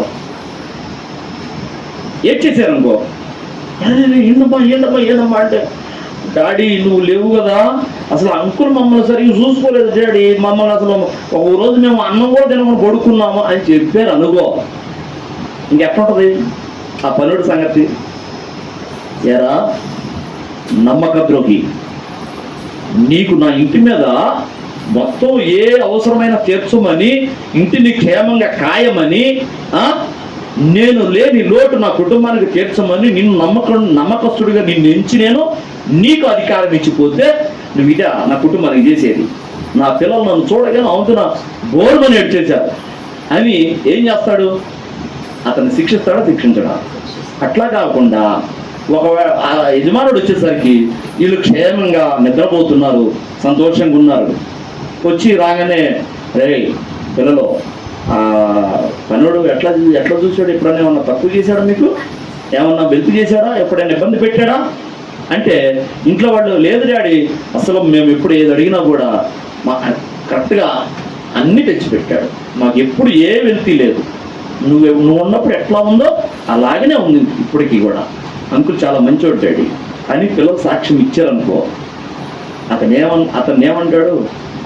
సబాష్, ఇట్లాంటోడు కావాలి, ఇట్లాంటి నమ్మకమైనోడు కావాలి అలా. అవును కదా? అంటే తన ఇంటి మీద ఏమంటున్నాడు? 24వ అధ్యాయము, యజమానుడు ఎప్పుడు వచ్చునో మీరు అనుకున్నని గడియలో మనుష్య కుమారుడు వచ్చును కనుకనే మీరు సిద్ధంగా ఉండుడి. యజమానుడు తన ఇంటి వారికి తగిన వేళ అన్నము పెట్టుటకు వారి పైన ఉంచిన నమ్మకమైన వాడును బుద్ధిమంతుడునైన దాసుడెవడు? యజమానుడు వచ్చినప్పుడు ఏ దాసుడు ఇలాగూ చేయుచుండుట అతడు కనుగొనునో ఆ దాసుడు ధన్యుడు. అతడు తన యావదాస్తి మీద వాని ఉంచునని మీతో నిశ్చయంగా చెప్పుచున్నాను. ఇప్పుడు ఇంటి మొత్తం మీద, ఇంట్లో వాళ్ళందరి మీద నిన్ను ఒక పని అప్పగించి వెళ్ళిపోయాడు. ఇంటి విషయంలో నువ్వు నమ్మకంగా ఉన్నావు. అప్పుడు ఏమనుకుంటాడు? ఇతను నమ్మకమైన వాడు, చెప్పినట్టు చేస్తున్నాడు. కాబట్టి ఇతనికి ఇంటి విషయంలోనే కాదు, ఇంకా నా పశువుల విషయము, నా పొలం విషయము, నా వ్యాపారం విషయము, అన్ని విషయాల్లో కూడా ఇతన్నే పెట్టాలి. ఎందుకు? నమ్మకమైన వాడు కదా. అయితే ఇక్కడ అంటాడు చూడు, యజమానుడు అయితే దుష్టుడైన ఒక దాసుడు నా యజమానుడు ఆలస్యము చేయుచున్నాడని తన మనసులో అనుకొని తన తోడి దాసులను కొట్ట మొదలుపెట్టి తాగుబోతులతో త్రాగుచూ ఉండెను. ఆ దాసుడు కనిపెట్టని దినములలో వాడు అనుకోనని గడియలలో వాని యజమానుడు వచ్చి వానిని నరికించి వేషధారులతో కూడా వానికి పాలు నియమించును, అక్కడ ఏడుపును పండ్లు కొరుకుతాయి ఉండును అన్నాడు.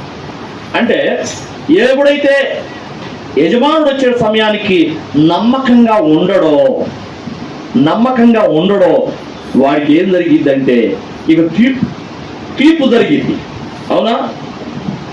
తీర్పు జరిగితే ఆ తీర్పులో ఏముంటుందంటే ఇదంతా ఏడుపు పండ్లు కొరకడం, అంటే నరకములో వేస్తాను అన్నట్టుగా చెప్పాడు. అంటే నా సన్నిధిలో మీరు నమ్మకంగా ఉండాలి. మీకు అప్పగింపబడిన బాధ్యతలు ఉన్నాయి. ఇప్పుడు సేవకుడిగా నేనున్నాను, నన్ను ఈ సంఘాన్ని కాయమని దేవుడు నన్ను పెట్టాడు. మీరున్నారు, మీరు కొంతమంది పరిచారకులు ఉన్నారు. వంట పరిచర్య చేయడానికి ఒకళ్ళకి అప్పగించాం, వడ్డన పరిచర్య చేయడానికి మరికొంతమందికి అప్పగించాం, అంట్లు పరిచర్య చేయడానికి ఇంకొకరికి అప్పగించాం. మీకు అప్పగించిన పరిధిలో మీ పరిచర్యను బట్టి మీరు నమ్మకంగా కొనసాగారనుకో, దేవుడు సంతోషిస్తాడు. అవునా? అదే మీరు నమ్మకంగా లేకపోతే, వంట చేసే వాళ్ళకి వంట వదిలిపెట్టి ఓడకు తిరుగుతున్నారు, అంట్లు తోమే వాళ్ళు అంట్లు వదిలిపెట్టి ఓడకు తిరుగుతున్నారు, వస్తే వస్తున్నారు లేకపోతే లేదు. వడ్డన చేసేవాళ్ళు మాకు వడ్డన పరిచయం ఉందన్న సంగతి మర్చిపోయి ఓడకు తిరుగుతున్నారు, దేవుని సన్నిధికి రావట్లేదు.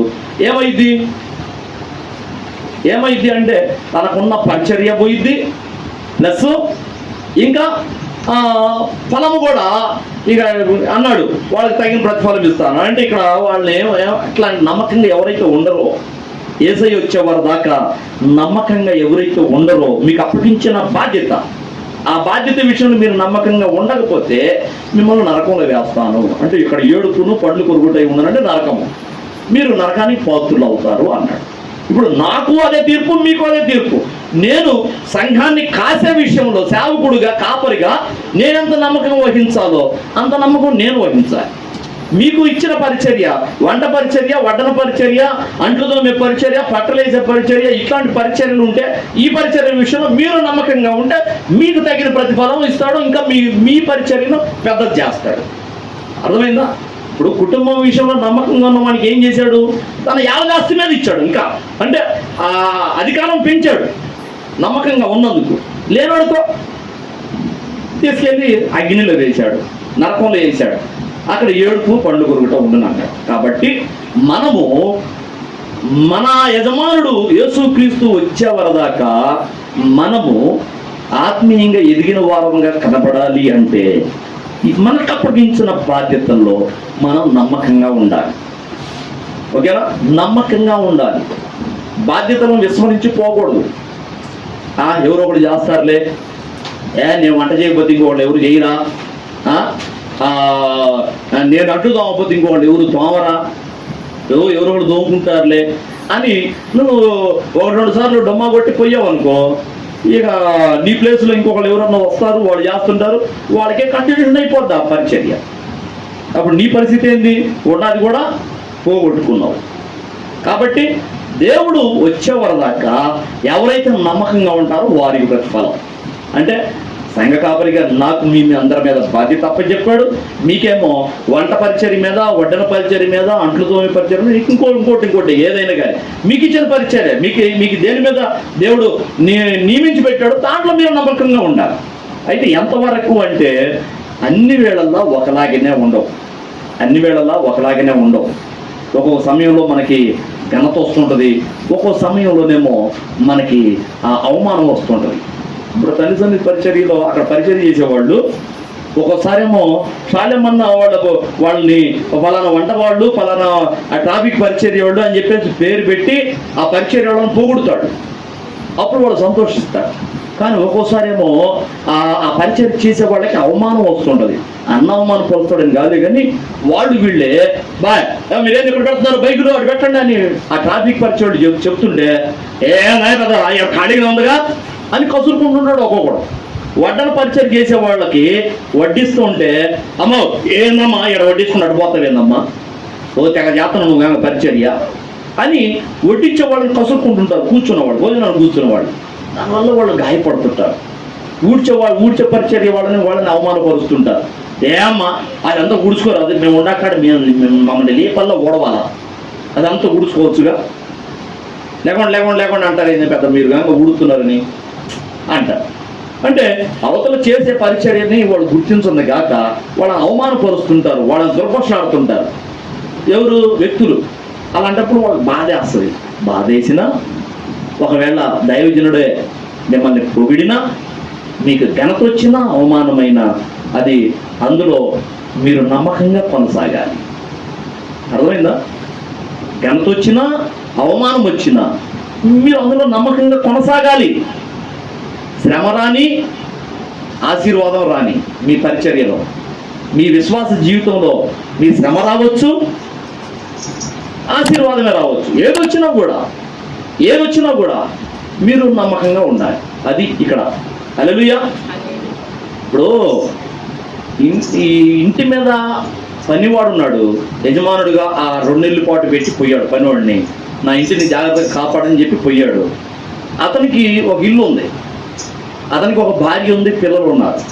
కానీ అతని భార్య సంగతి, అతని పిల్లల సంగతి చూసుకోవట్లేక యజమానుడు నన్ను ఇక్కడ పెట్టాడు, నేను మాత్రం ఇక్కడ 24 అవర్స్ ఇక్కడ డ్యూటీ చేయాలి, 2 నెలలు దాకా చేయాలి. మరి మీ ఇంటికి అంటే నా ఇంటికి అవసరమైతే డబ్బు పంపిస్తాను, వాళ్ళు చూసుకుంటారు. కానీ ఇప్పుడు నా కుటుంబం, నా పిల్లలు, నా భార్య, నా ఇంటి విషయం నేను చూసుకోవటం కాదు, నా యజమానుడు ఆ యజమానుడి ఇంటి మీద నన్ను నమ్మకంగా పెట్టాడు కాబట్టి నేను ఈ విషయంలో నమ్మకంగా ఉండాలి అని ఎవడైతే అనుకుంటాడో వానికి ఇంకా ఎక్కువైన అధికారం ఇవ్వబడుతుంది. అవునా?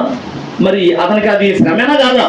తన ఇంటి వాళ్ళని చూసుకోకుండా, తన భార్యని, తన పిల్లల్ని చూసుకోకుండా, తన ఇంటి వాళ్ళని చూసుకోకుండా అచ్చంగా యజమానుడు నిర్ణయించిన ఆ ప్రదేశంలోనే డ్యూటీ చేయటం అనేది మరి అతను కష్టమేనా కదా? కష్టమైనా కూడా అయినా కానీ ఎవడైతే అలా చేస్తుంటాడో, కష్టమైన, నష్టమైన, అవమానమైన, సంతోషమైన, లాభమే అయినా ఎవడైతే అలాగున కొనసాగుతూ ఉంటాడో యజమానుడు అప్పగించిన పనిని, యజమానుడు వచ్చే వరదాకా అందులోని నమ్మకం కొనసాగుతుంటాడో వాడు ధన్యుడు. అర్థమైందా? అలాగూ కొనసాగకపోతే వాడికి ఇక చెప్పేదేమో చీకటి గతి. అర్థమైందా? కాబట్టి మనము ఈ ఆత్మీయంగా ఎదిగిన వారముగా కనబడాలి అంటే మొట్టమొదటిగా ఈ రోజున మనము ఇచ్చే దాంట్లో ధారాళంగా ఇచ్చేవాళ్ళంగా ఉండాలి. వాళ్ళంతా ఇచ్చారు, వీళ్ళు ఎంత ఇచ్చారు, నేను మనుషులకు ఇస్తున్నాను అన్న భావన లేకుండా, వాళ్ళంత ఇచ్చారు, వీళ్ళంత ఇచ్చారు, నేను మాత్రం ఎందుకు ఇవ్వాలి అనేది కాకుండా, ఇప్పుడు వాళ్ళు 10 రూపాయలు ఇచ్చారు, వాళ్ళు 10 రూపాయలు ఇచ్చారు, నువ్వు 10 రూపాయలు ఇస్తే వాళ్ళకి ఎంత వస్తాయో వాళ్ళకి నీకు అంతే వస్తుంది. ఇంకో విధంగా చెప్తారా, వాళ్ళకి 10 రూపాయలే ఉండి 10 రూపాయలు ఇచ్చారు, నీకు ఆడ 100 రూపాయలు ఉండి కూడా నువ్వు కూడా వాళ్ళతో వంత పెట్టుకొని నువ్వు 10 రూపాయలు ఇచ్చావు అనుకో, అప్పుడు ఇంకా నీ మీదకి శాపం వచ్చే అవకాశం ఉంది. అప్పుడు ఎందుకు? వాళ్ళకి 10 రూపాయలు ఉండి 10 రూపాయలు ఇచ్చారు, ఒకళ్ళు లేవు వాళ్ళ దగ్గర, అవకాశం లేదు, ఛాన్స్ లేదు, దేవుడు వాళ్ళని ఏమనడం. కానీ నీకు అవకాశం ఉండి కూడా నువ్వు ఇవ్వకపోతే దేవుడు నీ మీద కోపగించుకునే అవకాశం ఉంది. కాబట్టి ఒకరితో పొందొద్దు, నీకెంత అనిపిస్తుందో. బలవంతం లేదు, అట్లాగని సణుక్కోవద్దు, బలవంతం లేదు. మీకు కలిగిన దాంట్లో మీరు ఎంత అనుకున్నారో అంత ధారాళంగా ఇవ్వాలి. సంకుచిత మనసు వద్దు, పిసినితనం వద్దు అన్నాడు. తర్వాత రెండవది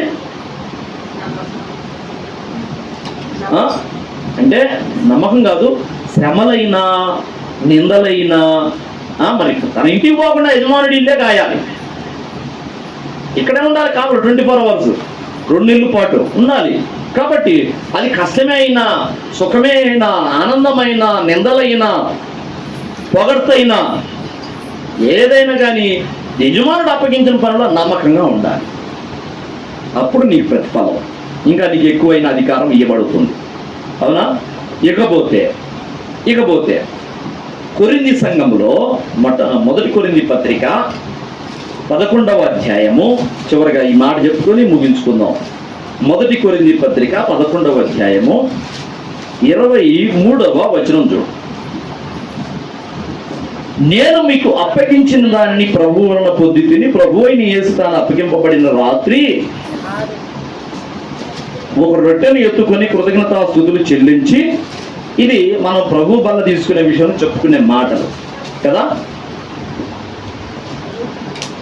కృతజ్ఞతలు చెల్లించి దానిని విరిచి, ఇది మీ కొరకైన నా శరీరము, నన్ను జ్ఞాపకం చేసుకున్నట్టుగా దీన్ని చేయడని చెప్పాను. ఆ ప్రకారమే భోజనమైన పిమ్మట ఆయన పాత్రను ఎత్తుకొని, ఈ పాత్ర నా రక్తంలో నేను కొత్త నిబంధన, మీరు దీనిలో త్రాగునప్పుడల్లా నన్ను జ్ఞాపకం చేసుకున్నట్టుగా దీన్ని చేయడని చెప్పాను. మీరు ఈ రొట్టెను తిని ఈ పాత్రలో త్రాగునప్పుడల్లా ప్రభు వచ్చే వరకు ఆయన మరణమును ప్రచురించుదురు. కాబట్టి ఎవడో అయోగ్యముగా ప్రభు యొక్క రొట్టెను తినను, లేక ఆయన పాత్రలో త్రాగునో, వాడు ప్రభు యొక్క శరీరం గురించి, రక్తం గురించి అపరాధయోగం. కాబట్టి ప్రతి మనుషుడు తనను తాను పరీక్షించుకునేవారు, అలాగ చేసి ఆ రొట్టెను తిని ఆ పాత్రలోని త్రాగవలను. ఎవడైతే ప్రభు శరీరం అని వివేచింపక తిని త్రాగునో వాడు ఏమన్నాడు? ప్రభు శరీరం అని వివేచింపక తిని త్రాగునో వాడు శిక్షావిధి కలుగుటకే తిని త్రాగుచున్నాడు. ఇందువలననే మీలో అనేకులు బలహీనులు రోగులై ఉన్నారు, చాలా మంది నిద్రిస్తున్నారు. కాబట్టి మనలను మనమే విమర్శించుకునే ఎడల తీర్పు పొందకపోదము అని ఇక్కడ ప్రభు వల్లనే గుర్తు చేస్తున్నాం. ఎందుకు అంటే మనము ఎదిగిన వారముగా ఉంటే, సంఘములో క్షేమాభివృద్ధి కలగాలి అనుకుంటే, సంఘములో ఒక భాగమైన నువ్వు ఎదిగిన వ్యక్తిగా ఉండాలి, నువ్వు కూడా అభివృద్ధి పొందాలి అంటే ప్రభు బల్లలో చేయి వేయటము నీకు కంపల్సరీ. ప్రభు బల్లలో చేయి వేయటం అనేది అది కంపల్సరీ. ఎట్టి పరిస్థితుల్లో కూడా నేను ఈ వారం ప్రభు బల్ల మిస్ అవ్వకూడదని ఉండాలి. ఎందుకు అంటే ప్రభు బల్లలో ఉన్న ఆశీర్వాదం చూడండి. యోహాను సువార్త చూడండి. యోహాను సువార్త 6వ అధ్యాయం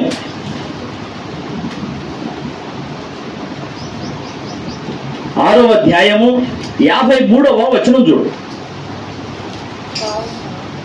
అక్కడ ప్రభు బల్ల విషయంలో ఏం చెబుతున్నాడో చూడు. 53. కావున యేసు ఇట్లనెను, మీరు మనుష్య కుమారుణ్ణి శరీరము తిని ఆయన రక్తము త్రాగితేనే గాని మీలో మీరు జీవం గలవారు కారు. అంటే ఆయన శరీర రక్తాలు తినగలిగిన వాళ్ళమే జీవం కలిగిన వాడు. మనము ఆ శరీర రక్తాల విషయంలో నిర్లక్ష్యంగా ఉన్నాము అంటే, ఇక్కడ శరీర రక్తాల వల్ల ఉపయోగం ఎన్నుండే చెప్పేదా? మీకు ఆల్రెడీ ఇంత ముందు చెప్పానా? ప్రభు యొక్క శరీర రక్తాల వల్ల ఉపయోగాలు, వారం పనులు చేయటం వల్ల ఉపయోగాలు, 3 నెలలకు ఒకసారో, నెలకు ఒకసారో, సంవత్సరానికి ఒకసారో, లేకపోతే బాప్తిజం పొందినప్పుడు ఒకసారి చేయొచ్చు చాలదా? ప్రభు బలలో బాప్తిజం పొందినప్పుడు ఒక్కసారి, జీవిత కాలానికి ఒక్కసారి ప్రభు బలలో చేయొచ్చు చాలదా? పోనీ సంవత్సరం వెయ్యాలనా? చాలదా? అట్లా కూడా కాదు. 6 నెలలకు ఒకసారి ఇస్తే చాలదా? 3 నెలలకు ఒకసారి ఇస్తే చాలదా? నెలకు ఒకసారి ఇస్తే చాలదా? చాలా సంఘాలు నెలకు ఒకసారి తీసుకుంటున్నాయి. చాలదా? అట్లా వారం తీసుకోవాలి. ఎందుకంటే అపోస్తులులైన వాళ్ళు వారం ప్రభు బల్ల తీసుకున్నారు. నువ్వు అపోస్తులకి దేవుడు అప్పగించిన బాధ్యతను నువ్వు తప్పుపడతావా? వాళ్ళు ఆ వారం చూడండి. అపోస్తుల కార్యాలు 20వ అధ్యాయము 7వ వచనం చూడు. ఆదివారమున మేము రొట్టె విరుచుటకు కూడినప్పుడు అన్నాడు. ఆదివారంలో రొట్టె విరుచడానికి కూడుకుంటున్నాం. దేనికి కూడుకుంటున్నారు? రొట్టె విరవడానికే కూడుకుంటున్నాం అన్నారు అపోస్తులు. ఆదివారం కూడుకుంటుంది కానుకలు పట్టడానికో, పాటలు పాడటానికో, స్తుతించడానికో, లేకపోతే దేవుని మాటలు చెప్పుకొని పోదామని కాదు. అసలు ముఖ్యమైన కారణం ఏంటంటే అపోస్తులకి దేవుడు ప్రభువు అప్పగించింది ఏంటంటే, ఇది నా శరీరము, ఇది నా రక్తము, దీనిని మీరు కూడుకున్నప్పుడల్లా నన్ను జ్ఞాపకం చేసుకుంటే దీన్ని చేయండి అన్నాడు. అదే ఇందాక 1 కొరింథీ పత్రిక 11:23 అదే చెప్పుకుంది. మనం కూడుకుంటున్నప్పుడు వాస్తవానికి అయితే అసలు కరెక్ట్గా చెప్పాలంటే శుక్రవారం మనం కూడుకున్నాం. ఇప్పుడు కూడా ప్రభు బలలో చేయాలి. కాకపోతే ఎందుకు చేయట్లేదు అంటే సంఘం అంతా కూడుకోలేకపోతుంది. అందరూ వస్తే తీసుకోవచ్చు.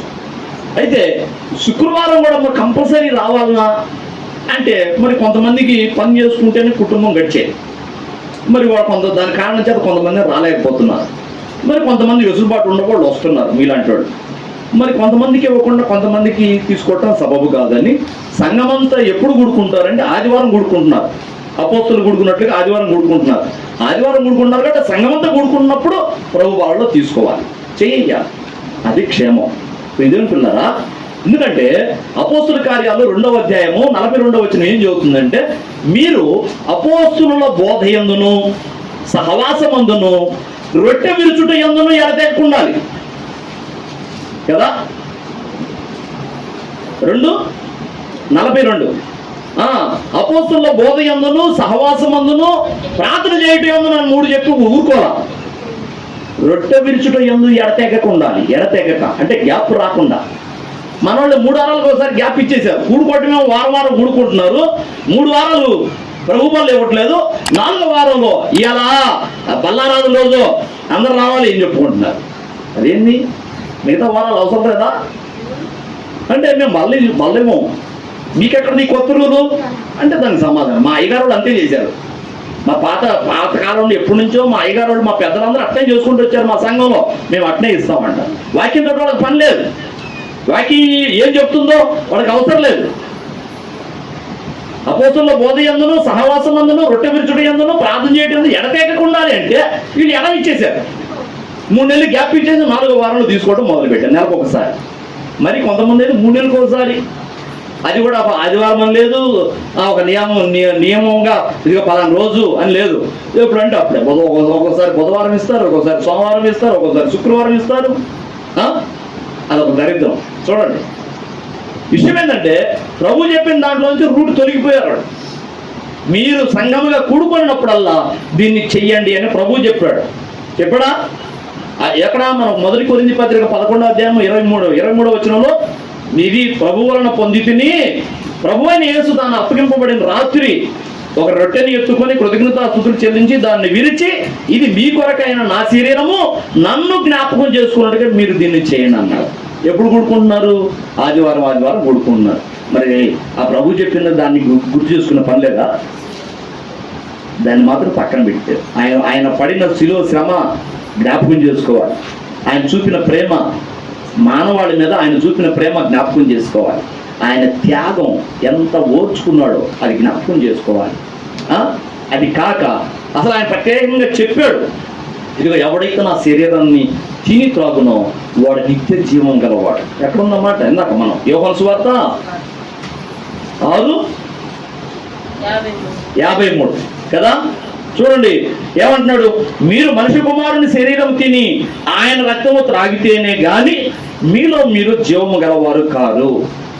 ఇంకొక మాట ఆయన శరీర రక్తాల వల్ల ఉపయోగం, నా శరీరం తిని నా రక్తము త్రాగువాడే నిత్య జీవము గలవాడు, అంత్యదినమున నేను వాడిని లేపుదును. నా శరీర రక్తాల్లో చెయ్యి వేసేవాడిని నేను అంత్యదినాన్ని లేపుతాను అన్నాడు. మరి ఆ శరీర రక్తం విషయంలో నీకు నిర్లక్ష్యం ఉంది. ఒకసారి తీసుకుంటే ఒక వారం తీసుకుంటే లేతలేదు. ఇక్కడైతే ఇస్తున్నాం కానీ నీకు ఆసక్తి లేదు దాని మీద. అసలు కూడుకుంటున్న కారణం ఏంటి అంటే అపోస్తులు ఎందుకు కూడుకున్నారంటే అసలు ప్రభు చేయమన్న దాన్ని చేద్దాం రండి, బల్ల విరుద్దాం రండి, రొట్టె విరుద్దాం రండి, ఆయన శరీర రక్తాలు తీసుకున్నాం రండి అని చెప్పి కూడుకున్నారు కాబట్టి అసలు కూడుకున్న కారణం ప్రభు బల్ల తీసుకునే విషయం కాదు. అందరూ కూడుకున్నారు కాబట్టి కాసేపు పాటలు పాడుకుందామయ్యా, దేవుని స్తుతిద్దాం అనుకున్నారు. ఆ తర్వాత మరి పాటలు పాడుకున్నాం కదా, కొద్దిగా 4 మాటలు ఎవరన్నా వచ్చినోడు 4 మాటలు చెప్పుకుందాం అని మొదలు పెట్టారు అసలు వాక్యం. కానీ కూడుకున్న కారణం అయితే వాక్యం చెప్పుకుందామని, స్తుతిద్దామని కాదు, కానుకలు పడదామని కాదు, రొట్టె విరుద్దామని కూడుకున్నారు. కూడుకున్న కారణమే రొట్టె విరుద్దామని. ఇవాళ కూడుకుంటున్నారు కానీ రొట్టె మాత్రం ఇరవట్ల. అన్ని సంఘాల్లో ఇచ్చే సంఘాల్లో కూడా వారం ఇచ్చే సంఘాల్లో కూడా అందరూ నిర్లక్ష్యపరుస్తున్నారు కొంతమంది. ఈ వారం బాగోపోతే నీకు అర్థం కావట్లా. ఈ వారం నువ్వు జీవాన్ని కోల్పోతున్నావు. ఈ వారం నువ్వు తీసుకోకుండా ఈ వారాన్ని నిత్య జీవాన్ని కోల్పోతున్నావు. ఎవడైతే ఏమన్నాడు చూడు 54, నా శరీరం తిని నా రక్తము త్రాగువాడు నిత్య జీవం గలవాడు, అంత్యదినమున నేను వాడిని లేపుదును. నా శరీరము నిజమైన ఆహారమును నా రక్తము నిజమైన పానమునై ఉన్నది. నా శరీరం తిని నా రక్తం త్రాగువాడు నా యందును నేను వాని యందును నిలిచి ఉందును. ఆయన మనలో ఉంటాడట, మన యందు నిలిచి ఉంటాడట. ఎందుకంటే మనం ఆయన శరీర రక్తాలు చేయి వేస్తున్నాం కాబట్టి మన యందు నిలిచి ఉంటాడట. అంటే మనం అది మిస్ అయ్యాము అంటే ఏంది? ఒక వారం మిస్ అయ్యాం, ఒక వారం తీసుకుంటున్నాం, ఒక వారం తీసుకోవట్లా. కొన్ని సంఘాలు నెలకు ఒకసారి తీసుకుంటున్నారు, మిగతా 3 వారాలు తీసుకోవట్లా. మరి వాళ్ళు ఏం మిస్ అవుతున్నారు అంటే దేవుడు వారి యందు నిలిచి ఉండే ఆ భాగ్యాన్ని కోల్పోతున్నారు. నిత్య జీవానికి అప్పుడప్పుడు యోగ్యులవుతున్నారు, అప్పుడప్పుడు మిస్ అవుతున్నారు. అవునా? ఇలాంటి వాళ్ళని మరి రేపు లేపుతాడు లేదు కూడా డౌటే నాకు. అంత్యదినమున నేను లేపుదని అన్నాడు. మరి ఆ విషయంలో నమ్మకంగా ఉండాలిగా, ఎడతెగక ఉండాలిగా. అపోస్తలుల కార్యాలు 2:42 చెప్పినట్లుగా ఎడతెగక ఉండాలిగా. లేదు, నువ్వు గ్యాప్ తీసుకున్నావు. మరి ఇంకా ఎట్లాగా? నిన్ను లేపుతాడో లేదో డౌటు. నెలకోసారి తీసుకుని మిమ్మల్ని మరి లేపుతాడో లేదో డౌటు. సంవత్సరానికి ఒకసారి 3 నెలలకు ఒకసారి తీసుకునే వాళ్ళని లేపుతాడో లేదు డౌట్. ఎందుకంటే దేవుని నియమం క్రమం తప్పారు వాళ్ళు. ఎందుకంటే ఎడతెగక తీసుకోండి అంటే గ్యాప్ ఇచ్చి తీసుకుంటున్నాం. 3 వారాలు వదిలిపెట్టి 4వ వారాలు తీసుకుంటున్నాం, లేకపోతే 3 నెలలు వదిలిపెట్టి 4 నెలల్లో తీసుకుంటున్నాం, లేకపోతే సంవత్సరానికి ఒకసారి అది పండగలాగా చేసి 3 రోజులు ఉపవాసాలు ప్రతిష్ఠించి రండి ఇక ప్రభు బల్ల అంటే ఇక అప్పుడప్పుడేనా ఆ ఒక్క సంవత్సరానికి ఒక్క మారేనా ఇక ప్రభు బల్ల ఆశీర్వాదం వారం వద్దా? ఇదేం పిల్లరా? ఇంకా ఏం చెబుతున్నాడంటే చూడండి, 32వ వచనం చూడు. 32వ వచనం ఇదే అధ్యాయంలో 32వ వచనం. కాబట్టి యేసు పరలోకం నుండి వచ్చు ఆహారము మోషే మీకు ఇయ్యలేదు, నా తండ్రియే పరలోకం నుండి వచ్చు నిజమైన ఆహారం మీకు అనుగ్రహించుచున్నాడు.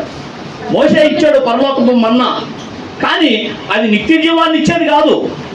కానీ నా తండ్రి మీకు ఇస్తున్నాడు చూడు, నన్ను ఆహారంగా, ఇదే నిత్య జీవాన్ని ఇచ్చేది. పరలోకం నుండి దిగివచ్చి లోకములకు జీవమునిచ్చున్నది దేవుడు అనుగ్రహించు ఆహారమై ఉన్నదని మీతో నిశ్చయంగా చెబుతున్నాను. కింద కూడా అంటాడు 40వ వచనంలో, ఇదిగో కుమారుడు చూచి ఆయన యందు విశ్వాసం ఉంచు ప్రతివాడును నిత్య జీవం పొందుటయే నా తండ్రి చిత్తము, అంత్యదినమున నేను వారిని లేపుదును. అంటే నా తండ్రి చిత్తములోనికి వచ్చిన వాడిని నేను లేపుతాను అన్నాడు. మనమేమో ఈ ప్రభు బల తీసుకునే విషయంలో మనము ఆత్మీయంగా ఎదకనే ఈ విషయాలన్నీ ఆత్మీయంగా ఎదగక నెలకు ఒకసారి తీసుకోవటం, 3 నెలలకు ఒకసారి తీసుకోవటం, సంవత్సరానికి ఒకసారి తీసుకోవటం. ఇందాక చెప్పాను కదా, బాప్తిసం పొందినప్పుడు ఒకసారి తీసుకుంటే సరిపోదా? సంవత్సరానికి ఒకసారి తీసుకుంటే సరిపోదా? 3 నెలలకు ఒకసారి తీసుకుంటే సరిపోదా? నెలకు ఒకసారి తీసుకుంటే సరిపోదా అంటే కాదు. సమాజముగా కూడుకుంటున్న ప్రతిసారి ప్రభు బల తీసుకోవాలి. నన్ను జ్ఞాపకం చేసుకుంటే మీరు కూడుకున్నప్పుడల్లా నన్ను జ్ఞాపకం చేసుకుంటే దీన్ని చేయడం అని చెప్పాడు. అదేగా 1 కొరింథీ 11:23. అవును కదా, కూడుకుంటున్నారు కానీ ప్రభు చెప్పిన పని మాత్రం చేయట్లేదు. అంటే ఆత్మీయంగా ఎదుగుదల లేక సాధారణుడు కొంతమంది సేవకులకి వాళ్ళ మనోనేత్రాలకి ముసుగేసేసాడు. అందుకనే వాళ్ళు ఈ విషయాన్ని పెద్ద సీరియస్గా తీసుకోవట్లేదు, నిర్లక్ష్యంగా తీసుకుంటున్నారు. అయ్యా ఉందిలే 3 నెలలకు ఒకసారి, లేకపోతే 3 వారాల తర్వాత 4వ వారంలో తీసుకోవచ్చు, నెలకు ఒకసారి, వారం తీసుకోవాలండి. మరి ఎందుకు కూడుకుంటున్నావు వారం వచ్చి భజన చేసుకోవడానికా? కానుకలు దండుకోవడానికా? దేనికి మరి? దేనికి కూడుకుంటున్నావు? బల్లెవ్వకుండా దేనికి కూడుకుంటున్నావు? రండి భజన చేసుకుందాం, ప్రభు సంతోషిస్తాడని.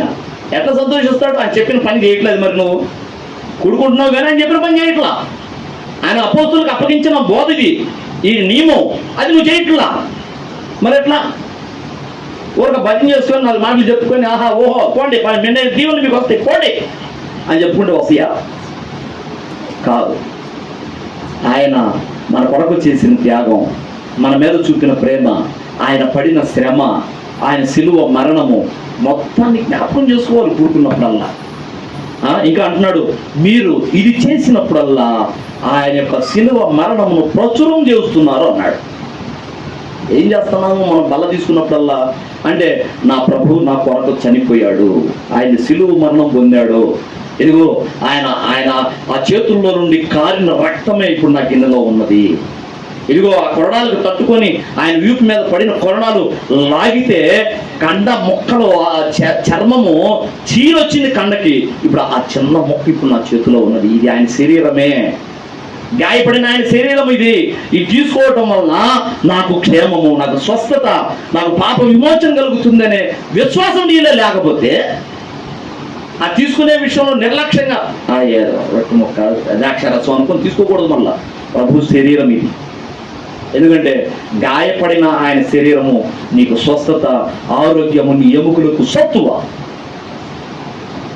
గాయపడిన ఆయన శరీరం, ఆయన హస్తం నేను ఏం చేస్తుంది? గాయపడిన ఆయన హస్తం ఏం చేస్తుంది? నీ ఎముకలకు సత్తువ, నీకు స్వస్థత, నీకు ఆరోగ్యం కలుగు చేస్తుంది. కీర్తన గ్రంథంలో ఉందన్నమాట. అదే ఆయన రక్తము, యేసు రక్తము ప్రతి పాపము నుండి మనల్ని విడిపించును. మనం మన మన మీద ఏలుబడి చేస్తున్న పాపాన్ని కొట్టివేస్తాం. నువ్వు ఆ రక్తంలో చేయి వేసినప్పుడల్లా నీలో నుండి పాపం వెళ్ళిపోతుంది. యేసు రక్తం పరిశుద్ధమైంది, నిర్దోషమైంది, నిష్కలంకమైంది, పాపం అంటుంది కనుక ఆ రక్తాన్ని నువ్వు తీసుకుంటున్నప్పుడు నీలో పాపం విడుదలైపోతుంది. కానీ ఈ విషయంలోనే సాతానుడు కళ్ళు మూసేసాడు కొంతమంది సేవకులు. వాడు మనోనేతలు మూయబడ్డాయి, దీన్ని నిర్లక్ష్యం చేస్తున్నారు. అపోస్తుల కార్యాలు 2:42 చెప్పినట్లుగా అసలు కొన్ని అపోస్తుల బోధ యందు, సహవాసమందు, రొట్టె విరుచుడు యందు ఎడతెగక ఉండాలనే సంగతి మర్చిపోయాడు, ఎడమిచ్చేశారు. ప్రభు బల్లలో క్రమంగా చేయవేయాలి. ఎటుపోయి ఎటన్నారు, నువ్వు వారం మంది ఓడకు తిరుగు, పనులకు పో, ఇంట్లో నిద్రపో. కానీ ఆదివారం వచ్చేసరికి ప్రభు బల్ల నేను తీసుకోవాలి. ఏ పెళ్లికి పో, ఏ దినానికి పో, ఆదివారం వచ్చేసరికి ప్రభు బల్ల నేను తీసుకోవాలని నీకు ఉండాలి. ఎందుకంటే అది ఆయన శరీరము, ఆయన రక్తము, దానికంటే మించిన ఆశీర్వాదం లేదు నాకు. ఎవడైతే నా శరీరం, నా రక్తం తిని త్రాగునో వాడు నిత్య జీవం గలవాడు, అంత్య దినమున నేను వాడిని లేపుదును అన్నాడు. ఎవడైతే ప్రార్థన చేస్తాడో వాడిని అంత్య దినం లేపుతాను అన్నాడు ఎక్కడన్నా చెప్పండి? ఎవడైతే నా వాక్యం చదువుతాడో అంత్య దినం వాడిని లేపుతాను అన్నాడా? కానీ ఈ విషయం అంత్య దినమున నేను వాడిని లేపుదును అని ఏ విషయంలో చెప్పాడంటే, నా శరీరం ఉన్న రక్తం తినే విషయంలో ఎవడైతే నిత్య జీవం కలిగి ఉంటాడో, ఇది నా శరీరాన్ని తిని నా రక్తాన్ని త్రాగేస్తూ ఎవడైతే నిత్య జీవం కలిగి ఉంటాడో వాడిని నేను అంత్య దినమున లేపుతాను అన్నాడు. మరి అవి చేయొద్దండి, అవి చెయ్యాలి. కానీ ప్రార్థన చెయ్యాలి, వాక్యం చదవాలి, చర్చికి రావాలి, కానుకలు ఇవ్వాలి, మంచి సాక్ష్యం జీవితం కలిగి ఉండాలి, ప్రేమ కలిగి ఉండాలి, సమాధానం కలిగి ఉండాలి, అన్నీ ఉండాలి. ప్రభు బల్లలో కూడా చెయ్యి వేసే వాళ్ళని ఉండాలి. ఈ విషయంలో నిర్లక్ష్యం వద్దు. హల్లెలూయా. మనం ఆత్మీయంగా ఎదిగిన వారమైతే వీటిని నిర్లక్ష్యపరచమా. దేవుడి మాటలను మన వినికిడిలో ఆశీర్వదించును గాక. Amen, amen. తలలో ఉంచండి, ప్రార్థన చేద్దాం. స్తోత్రము నాయన, స్తోత్రము, స్తోత్రం. సకల ఆశీర్వాదములకు కారణభూతుడైన మా దేవ, పరిశుద్ధుడా, నీకు వందనాలు, స్తోత్రాలు, కృతజ్ఞతలు నాయన. అయ్యా, ఎంతవరకు ప్రభువా ఇదిగో సంఘ క్షేమాభివృద్ధి విషయమై నువ్వు ఏర్పాటు చేసిన కొన్ని నియమాలు, కొన్ని సూత్రాలు అయ్యా, ఇదిగో నాయన కొన్ని ఆశీర్వాదాలు మేము ఇంతవరకు ధ్యానించాం. 3 వారాలుగా అయ్యా, 3 రోజులుగా మేము ధ్యానిస్తున్నాం. ప్రభువా ఇదిగో నా తండ్రి, ఈ రోజున చెప్పబడినట్లుగా నీకు ఇచ్చే విషయంలోనూ అయా, శరీరక్తాల్లో చేయవేసే విషయంలోనూ, అలాగనే ప్రభువా మరొక విషయము అయా, ఇదిగోనైనా ఈ 3 విషయాల్లో ప్రభువా మేము ఆత్మీయంగా ఎదిగిన వారంగా కనపడాలనేది నీ ఉద్దేశం. సంఘము క్షేమాభివృద్ధి పొందాలి అంటే ప్రభు బలలో చేయవేసే విషయంలో కూడా జాగరూకులై ఉండాలి, జాగ్రత్త కలిగి ఉండాలి అయ్యా. అప్పుడే సంఘానికి క్షేమం. ఎందుకంటే నాయన అది నెలకొకసారి మాకు ఆరోగ్యాన్ని ఇచ్చేదిగా, నెలకొకసారి మా పాపాన్ని తొలగించేదిగా ఉండే బదులు మాకు వారం వారం మాకు ఆరోగ్యం ఇచ్చేదిగా, వారం వారం మాకు పాప విమోచన కలుగు చేసేదిగా ఉన్నప్పుడు మాకు ఇంకా క్షేమం గనక అపోస్తలులు దాన్ని అందుకనే వారం వారం చేశారు గనక, కూడుకున్నప్పుడల్లా ప్రభు బల్ల తీసుకున్నారు గనక అలాంటి నియమం ఇదిగో నాయన మేము కూడా పాటించినట్లుగా ఇదిగో సత్యవాక్యాన్ని మాకు ముందుగా రుజువుపరిచావు, మాకు కనబరిచావు. నీకు కృతజ్ఞత స్తోత్రాలు నాయన. నిజంగా మాకిచ్చిన సత్యవాక్యాన్ని బట్టి, అపోస్తలుల బోధన బట్టి ప్రభువా నీకు కృతజ్ఞత స్తోత్రాలు. మమ్మల్ని ఇదిగో నాయన సంఘములో, సంఘ కన్యకలో ఎక్కడో కాలి భాగంలో అడుగు చిటికిన వేలులాగా కాకుండా ఇదిగో తలలో ఒక మెదడులాగా ఉన్నతమైన స్థానంలో మమ్మల్ని ఉంచదలిసి సత్యవాక్యాన్ని మాకు ఇచ్చావు. నీకు వందనాలు, స్తోత్రాలు ప్రభువా. మెదడు చేయవలసిన పని మెదడు చేస్తేనే, నాడీ వ్యవస్థ చేయవలసిన పని నాడీ వ్యవస్థ చేస్తేనే ఈ దేహమంతా క్షేమంగా ఆరోగ్యంగా ఉంటుంది. అలాంటి ఉన్నతమైన స్థానము మెదడు చేసే పనిగా, నాడీ వ్యవస్థ చేసే పనిగా ఇదిగో మమ్మల్ని ఉంచావు. ఎందుకంటే నాయన మాకు ఇదిగో సర్వ సత్యములోనికి మమ్మల్ని నడిపించావు. అనేక విషయాల్లో ఏ సంఘంలో ఏ లోపం ఉన్నదో, ఏ సంఘంలో ఏ పొరపాటు ఉన్నదో అన్నిటినీ గ్రహింపు కలిగి చేసి ఇదిగో మీరైతే ఇలాగ ఉండకుండా అని ఇదిగో నాయన సర్వ సత్యంలో మమ్మల్ని నిలబెట్టావు. నీకు కృతజ్ఞత స్తోత్రాలయ్యా. ఎందుకనో ఇదిగో నాయన మా మినిస్ట్రీ అంటే నీకు అంత ప్రేమ అయిపోయింది.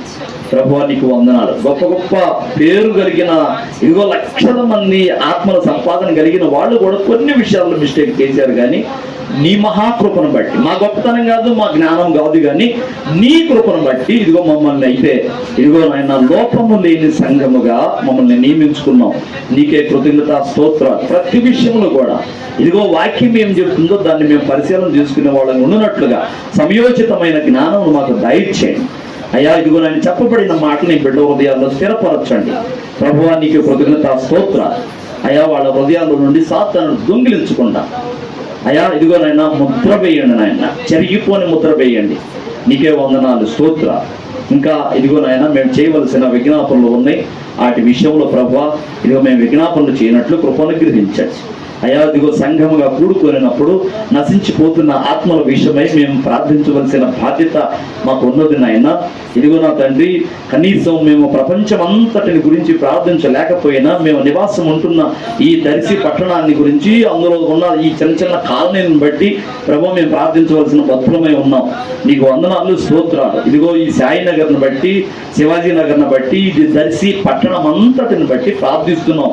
ఇందులో ఎంతో మంది విగ్రహారాధికులు, దొంగలు, వ్యభిచారులు, మాంత్రికులు అయ్యా ఇదిగో నాయన ఇంకా సోది చెప్పేవాళ్ళు ఇక రకరకాలుగా పాపంలో ఉన్నారు అయ్యా. ఇదిగో నా తండ్రి, ఇంకా ఇదిగో నాయన తాగుబోతులుగా ఉన్నవాళ్ళు, ఇదిగో చుట్టా బీడీ సిగరెట్లు తాగేవాళ్ళు, ఇంకా రకరకాల ఇతరులను దోచుకునేవాళ్ళు అయ్యా, ఇంకా రకరకాలుగా పాపంలో ఉన్నవాళ్ళు ఉన్నారు.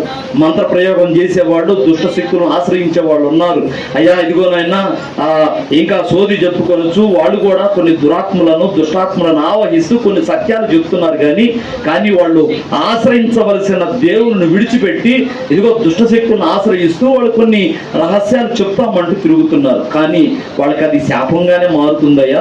ఈ విషయాన్ని వాళ్ళు గ్రహించినట్లుగా మా ప్రార్థన ఉండాలి అయ్యా. సహాయం చేయండి, వాళ్ళందరినీ మార్చండి, వ్యభిచారులను మార్చండి, విగ్రహారాధికులను మార్చండి, చుట్టా బీడీ సిగరెట్లు, మందు, డ్రగ్స్, మత్తు పదార్థాలు అన్నిటిని వాడే వాళ్ళను మార్చండి, కామంతో పెట్టరేగిపోయే వాళ్ళను మార్చండి, మతోన్మాదులను మార్చండి అయ్యా, దొంగలను మార్చండి, వ్యభిచారులను మార్చండి అయ్యా. ఇదిగో నాయన మంత్ర ప్రయోగం చేసే వాళ్ళని, క్షుద్రశక్తులను ఆశ్రయించే వాళ్ళని, ఇదిగో శాతపడి చేసే వాళ్ళని, కాటిపాపలైన వాళ్ళని మార్చండి ప్రభు.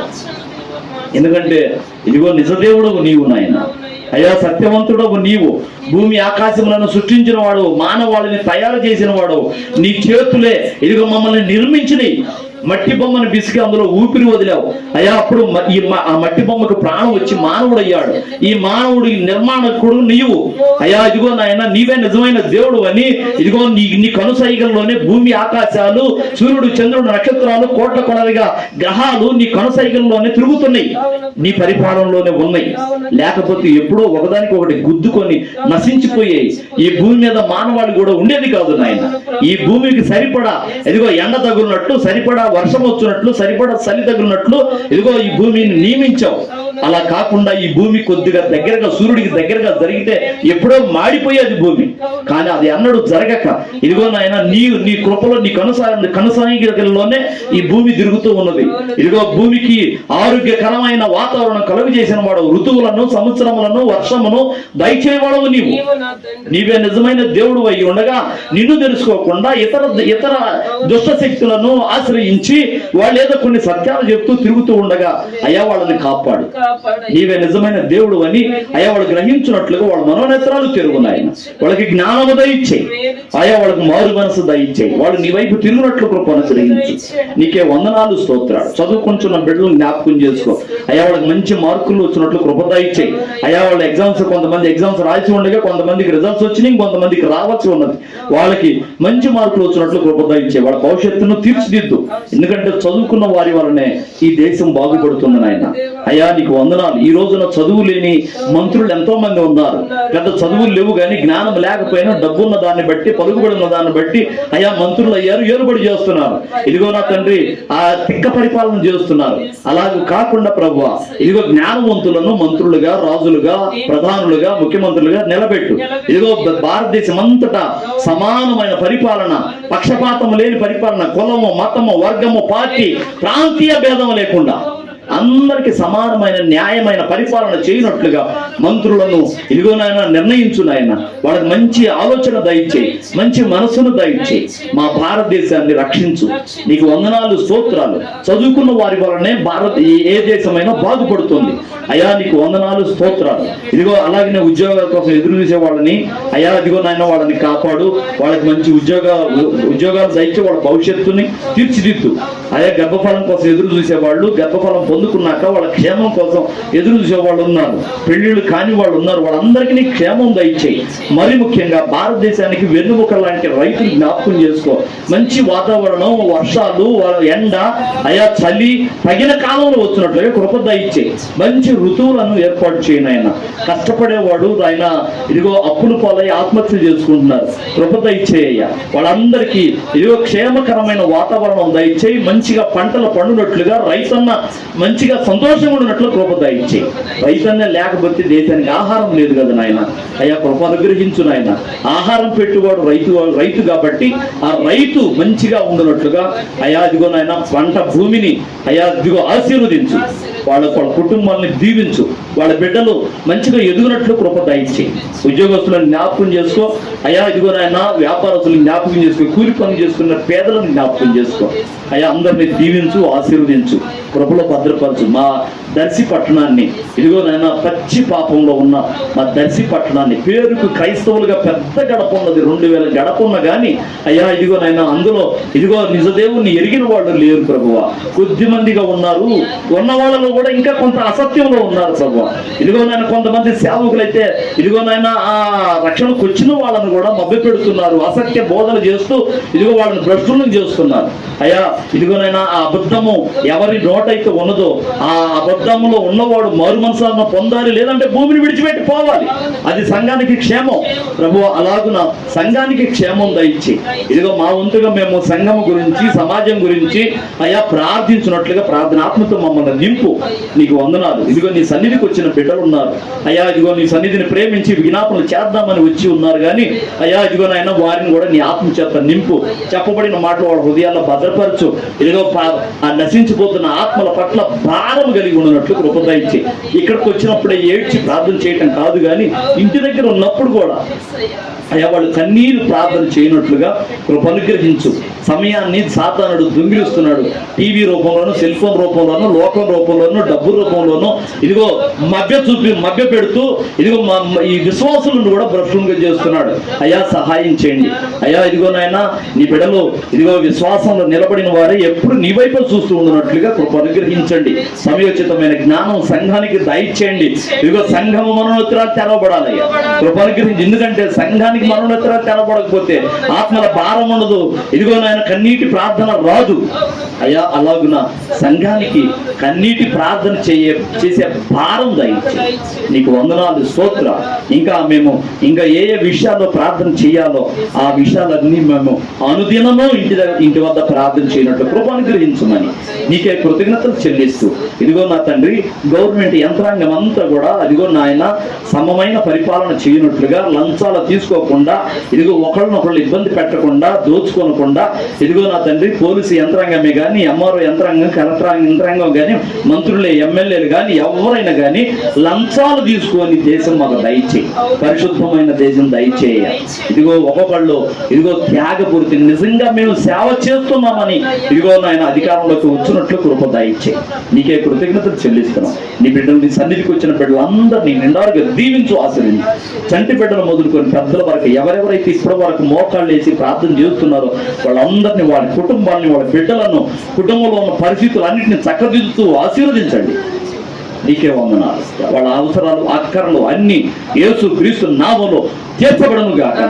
ప్రతి అప్పుల బంధకము యేసు క్రీస్తు నామములో కొట్టివేయబడును గాక. అప్పుల కాలి విరగొట్టబడును గాక. ఇదిగోనైనా సాతాను బంధకాల్లో ఉన్నవాళ్ళు, ఇదిగోనైనా రోగాలతోటి అల్లాడిపోతున్న వాళ్ళు, అలాగనే ఇంకా ఇదిగో మానసిక సమస్యతోటి కుటుంబంలో సమాధానం లేక, ఒకరికొకళ్ళకి ప్రేమలు, ఆప్యాయతలు లేక ఇదిగోనైనా కుటుంబంలో అల్లాడిపోతున్న కుటుంబాలు ఉన్నాయి. వాళ్ళందరికీ క్షేమం దయచేయి, సంతోషం దయచేయి, నెమ్మది దయచేయి, ప్రశాంతత దయచేయి, సమృద్ధిని దయచేయి. ఎన్నికే కృతజ్ఞతలు చెల్లిస్తున్నాం. వచ్చిన బిడ్డలను వృధాగా పంపకుండా కనీసం చెప్పబడిన మాటలు, కొన్ని మాటలైనా వాళ్ళ మధ్యలో నిలిచి ఉండినట్లు కృప దయచేయి. నీకే కృతజ్ఞతలు చెల్లిస్తూ యేసు క్రీస్తు పరిశుద్ధమైన నామంలోనే అడిగి వేడుకొని పొంది ఉన్నామని నమ్ముచున్నాం తండ్రి. ఆమేన్ ఆమేన్. మన తండ్రి అయిన దేవుని ప్రేమ, ఆయన ప్రియకుమారుడును మన రక్షకుడునైన యేసయ్య శాశ్వతమైన నిత్య కృప, పరిశుద్ధాత్మ దేవుని అన్యోన్యమైన సహవాసము, సహాయము, ఆదరణ, అభిషేకము మనకును సకల పరిశుద్ధులకు సదాకాలం తోడుగా ఉండి నడిపించును గాక. ఆమేన్ ఆమేన్ ఆమేన్. అందరికి వందనాలు. దేవునికి స్తోత్ర.